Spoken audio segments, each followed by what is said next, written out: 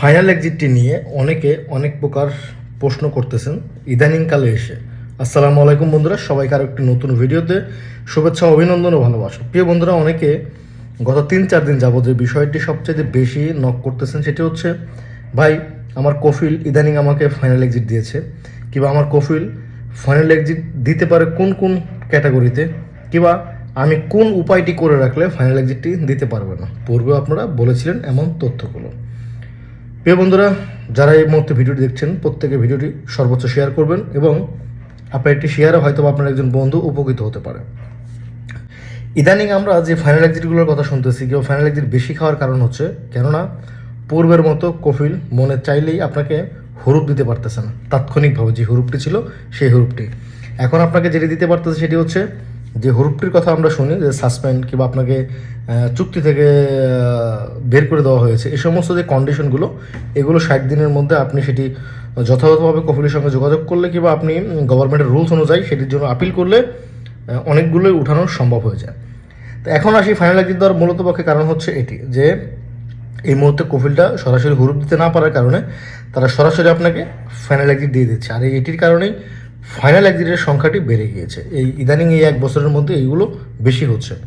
এখন আসি যে কোন কাজটি আপনি করে রাখলে আপনার কফিল আপনাকে ফাইনাল এক্সিট দিতে পারে। দেখেন, যাদের নামে অর্থাৎ যাদের ড্রাইভিং লাইসেন্সগুলো রয়েছে, ছোট হোক বড় হোক মাঝারি হোক মোটরসাইকেল হোক যেটা হোক, ড্রাইভিং লাইসেন্স থেকে থাকলে আপনার যদি নামে একটি গাড়ি থাকে, মোটরসাইকেল হতে পারে, প্রাইভেট কার হতে পারে, পিক আপ ভ্যান হতে পারে, যেটি থাকুক না কেন, আপনার নামে এটি থাকলে আপনাকে ফাইনাল এক্সিট দেওয়া অতটা সহজ না।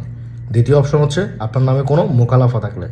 যদি আপনার নামে কোনো মোকালাফা থাকে কিংবা আপনার নামে কোনো জায়গায় কোনো লোন নেওয়া থাকে, সেটি হতে পারে নোন কোম্পানি, আরামেক্স কিংবা অন্যান্য যেই আমাজন, যেখান থেকে আপনি কিস্তিতে পণ্য কিনতে পারতেছেন, সেই সমস্ত ক্যাটাগরিতেও যদি আপনার কোনো লোন থেকে থাকে, সেক্ষেত্রেও আপনার ফাইনাল এক্সিটটি লাগবে না।